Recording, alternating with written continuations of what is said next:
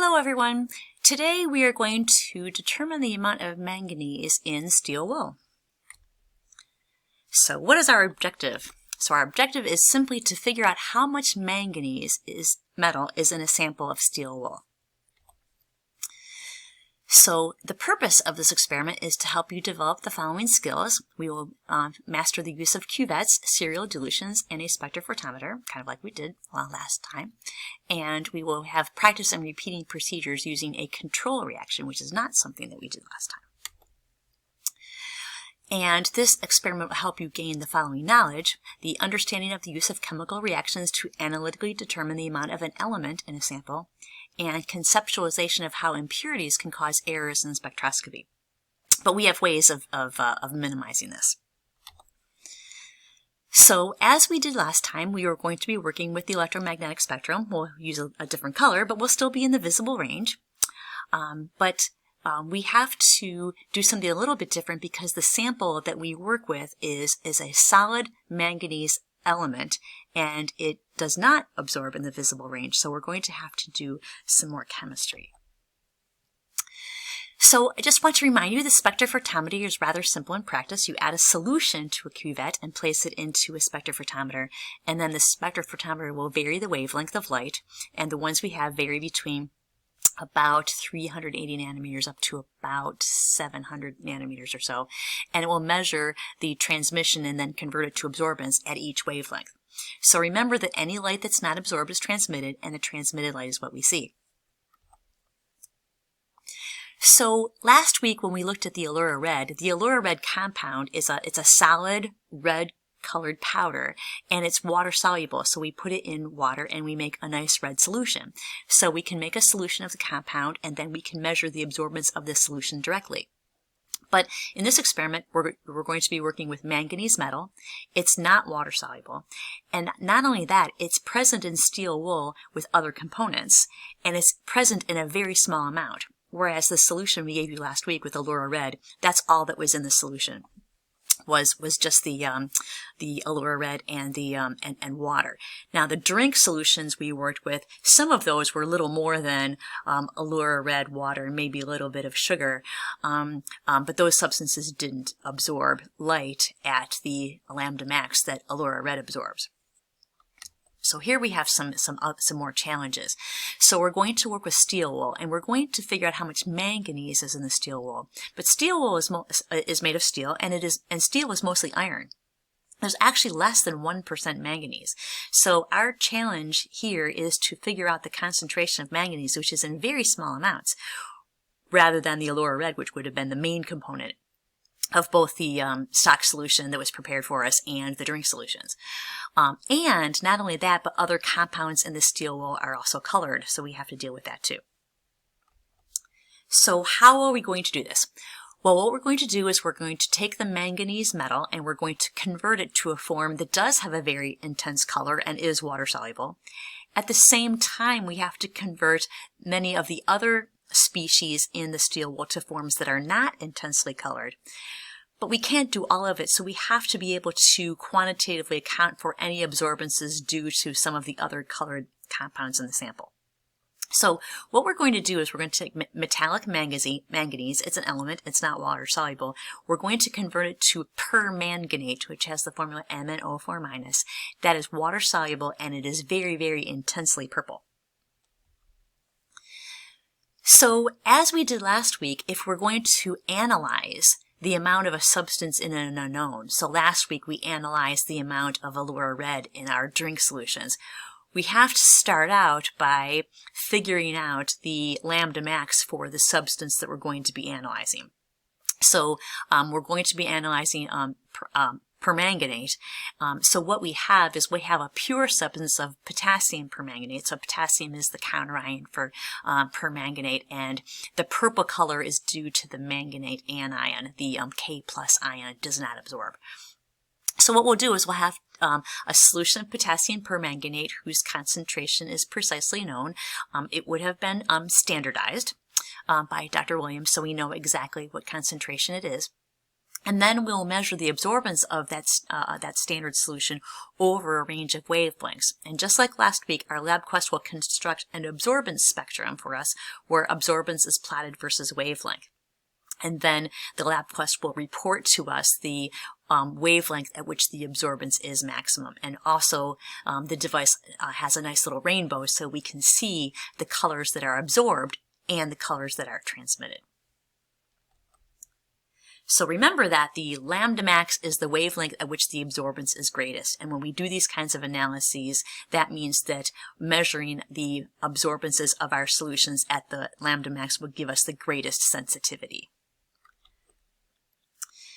So now that we know the lambda max, we will have to construct a standard curve just like we did last week. So this will allow us to be confident in our determination of the molar absorptivity, or epsilon.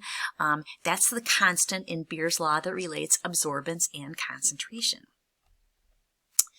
So we'll, again, from our stock solution of known concentration, we will prepare solutions of various known concentration. These are the standards, and then we'll measure their absorbances at the lambda max. And from there, we will be able to plot the absorbance versus concentration, and then we will get a straight line, and we will be able to figure out the epsilon, or the molar absorptivity, for the manganate anion. The molar absorptivity is characteristic of a substance. So last week we figured out the epsilon value for Allura Red. The epsilon value for permanganate is going to be different. So we'll have our solutions. Last week, remember, we had these solutions that varied from light red to very dark red. So this time we'll have solutions that vary from light purple to very dark purple. So our Beer's law plot will be absorbance on the y-axis and concentration and molarity on the x-axis. We'll figure out the value of the slope, and we know that the path length of the cuvettes that we'll use is 1.00 centimeters. So we'll be able to solve for the molar absorptivity in units of reciprocal molarity, reciprocal centimeters. So remember that the molar absorptivity is dependent on the substance at a certain wavelength, temperature, and solvent. So if we apply our Beer's law to the equation of a straight line, you can see that our slope is going to be equal to epsilon times L. And we know L is 1.00 centimeters, so we can use the slope to determine the value of epsilon. So that is true if we plot our graph properly, in which we have absorbance on the y-axis and concentration on the x-axis. So theoretically, the y-intercept is supposed to be 0, because at a concentration of 0, you should have no absorbance. So in practice, when you fit your data to a straight line, the y-intercept will probably not be 0, but it should be close to 0. So what we're going to do is to prepare our standards to make certain that we absolutely know that their concentration to high accuracy. We have our stock solution, so I explained to you that that would have been standardized for us. So Dr. Williams did that. We don't have to do that as part of this experiment. So when you get to the lab, be sure that you write down the concentration of the stock solution. And then we are going to prepare 5 standards, and we're going to have potassium permanganate is going to be dispensed from a burette. Remember, from the titration experiment, you can read a burette to the nearest 0.02 milliliters. So that means you're going to dispense directly into the volumetric flask 2, 4, 6, 8, and 10 milliliters, so you can make 5 standards. It doesn't matter if the solution you dispense is 2.00 milliliters, for example, but it is important that you know what it is. So if it's, say, 1.92 milliliters instead of 2 milliliters, you'll write that down. And that way you'll be able to use the M1V1 formula to calculate the concentration of your standard. So you'll have 6 standards. The 5 standards prepared with 2, 4, 6, 8, and 10 milliliters of the potassium permanganate stock solution, and water will be one of our standards. So last time we used the stock solution as one of our standards. This time we won't, because the stock solution is too concentrated to be used as a standard. Okay, so our standard curve protocol is just like it was last week. What you need to do is, once you've prepared your solutions of potassium permanganate, you need to calculate the concentrations of each of these. Because when you measure the absorbances using the LabQuest 2, if you want it to construct a standard curve for you, then you'll need to input the concentrations. So that way, the LabQuest 2 knows the concentration and measures the absorbance, and then it will plot a Beer's law plot for us. And it will also do the analysis. It will provide us with the equation of the straight line. So just like you did last week, be sure that when you're doing the measurement of the absorbances that you do it at the lambda max. So on that front meter screen with that big red box, be sure that whatever you determine for the lambda max, be sure that that wavelength is displayed. Okay, so what are we going to do now? Now we know the lambda max for permanganate, and we know the molar absorptivity for permanganate. So we know those things. That's good. So now we're going to take our sample of steel wool and we're going to convert the manganese, the elemental manganese. Elemental manganese is just a grayish solid metal. We're going to convert that to permanganate, and then at the same time we have to convert the other substances in the steel wool to forms that are not intensely colored, and we have to account for any absorbance of compounds that we were unable to convert to a colorless compound. So we will weigh out our steel wool. So I have not done this experiment in a while, so I didn't have any pictures, and I got some pictures from at another university where they did this experiment. So I will show you their pictures, and we can critique this a little bit. These students weighed the steel wool directly on the balance. Please don't do that. Use one of the weigh boats, and you can tear the weigh boat and measure your steel wool sample that way. So I'm next going to describe to you a series of steps, a series of chemical reactions that will both convert the manganese to permanganate, the purple color, and convert all of those grayish solid compounds in the steel wool to compounds that aren't colored. But it's hard to do that completely. So what we're going to do is, at the same time, you should carry out a blank. So that means you're going to take the steel wool and you're going to put it in a flask, but then you'll have another flask into which you did not put any steel wool, but yet you will carry out all of the same reactions. You'll add all of the same reagents that you add to the steel wool. You'll add those to the blank solution as well. Okay, so first step, we're going to add nitric acid to the steel wool sample. So we need to do this in the hood, and this is the chemical reaction that takes place. So we didn't ask you to write the chemical reactions because they're a little complex. This, you might notice, is a net ionic equation. So we have the solid manganese, and when we add nitric acid, we will convert the solid manganese to the Mn2 plus ion. And we'll produce some NO gas, which can react with oxygen in the air to form NO2. So hopefully this looks familiar. You've seen this before in the copper lab when we added we added nitric acid to copper, and we got a similar reaction. So when the reaction subsides, the flask should be boiled for about 5 minutes.